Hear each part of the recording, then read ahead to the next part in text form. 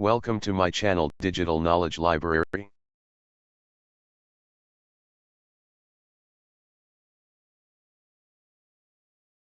Great Expectations is the 13th novel by English author Charles Dickens, and his second-to-last completed work. It is a bildungsroman that follows the coming-of-age journey of an orphan known as Pip. Pip meets a convict. My father's family name is Pirip, and my first name Philip, but as a child I couldn't say either. So, I called myself Pip, and then so did everyone else. I say that my name is Pirip because that's what is written on my father's tombstone, and it is what my sister told me. My sister is married to the blacksmith. We lived in a marshy area, down by the river, a few miles from the sea. One day, I stood in the churchyard and looked over my parents' tombstone at the dark flat wilderness beyond the churchyard. The marshes were crisscrossed with ditches and mounds. In the distance, I could see the gray line of the river and then, far away, the sea. It was a cold day. The gray land and the gray sky made me feel sad. I suddenly realized that I was an orphan and I began to cry. "Hold your noise," cried a terrible voice. It came from a man who had just stepped out from behind a gravestone. "Keep still, or I'll cut your throat." This man was frightening. He was dressed in rough gray clothes and he had a big iron chain on his leg. He was an escaped convict. His shoes were broken, and he had an old rag tied round his head. He was dirty from being soaked in the muddy water from the ditches. He was covered in scratches from nettles and stones. He limped, and shivered, and glared, and growled. His teeth chattered in his head as he seized me by the chin. "Oh! Don't cut my throat, sir," I pleaded in terror. "Tell me your name," said the man. "Quick." "Pip, sir." "Once more," said the man, staring at me. "Louder." "Pip. Pip, sir."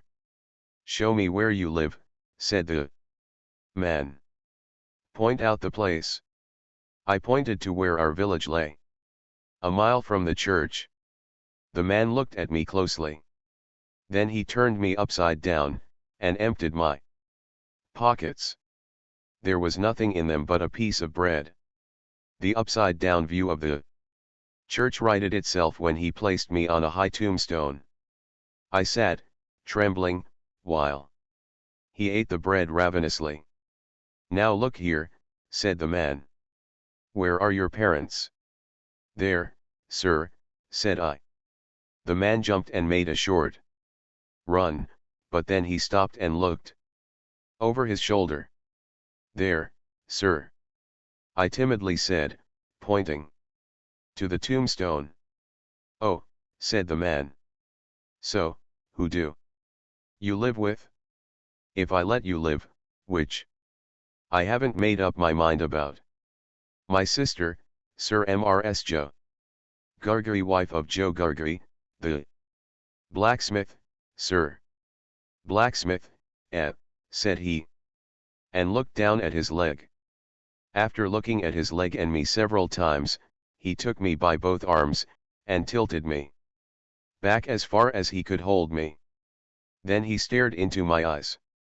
"Now look here," he said, "I need to decide if I will let live. Do you know what a file is?" "Yes, sir." "And you know what grub is?" "Yes, sir." After each question he tilted me over a little more. This made me feel helpless. I was in danger. "You get me a file." He tilted me again. "And you get me grub." He tilted me again. "You bring them both to me." He tilted me again. "Or I'll have your heart and liver out." He tilted me again. I was dreadfully frightened and hoped that he would not drop me. I clung to him with both hands. He gave me a most tremendous dip and roll, so that the church jumped over its own weathercock. Then, still holding me up on the tombstone, he went on. Early tomorrow morning, bring that file and the grub. You bring the lot to me, at that old battery over there. If you do it, and you don't say a word about me, I will let you live. If you fail, or say anything at all about me, then your heart and your liver shall be torn out, roasted and eaten. Now, I'm not alone. There's a young man hiding with me. In comparison with him I am an angel. That young man can hear us now. That young man has a secret way of getting at a boy, and at his heart, and at his liver. A boy can't hide himself from that young man. A boy may lock his door, may be warm in bed, may tuck himself up, may draw the clothes over his head, may think himself comfortable and safe, but that young man will softly creep his way to him and tear him open. I am keeping that young man from harming you at the present moment, with great difficulty. I find it very hard to hold that young man off of your inside. Now, what do you say? I was so frightened, but I said that I would get him the file, and I would get him what broken bits of food I could, and I would come to him at the battery, early in the morning. Promise on your life, said the man. I promised, and he took me down from the top of the tombstone. Now, he went on, remember that promise, and remember that young man, and get home. Good night, sir, I stammered.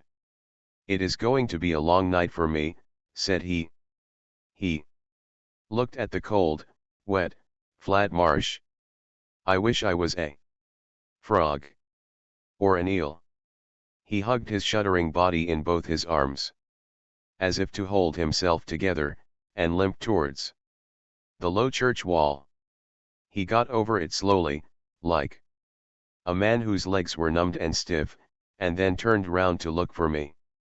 When I saw him turning, I was frightened again, and ran home without stopping.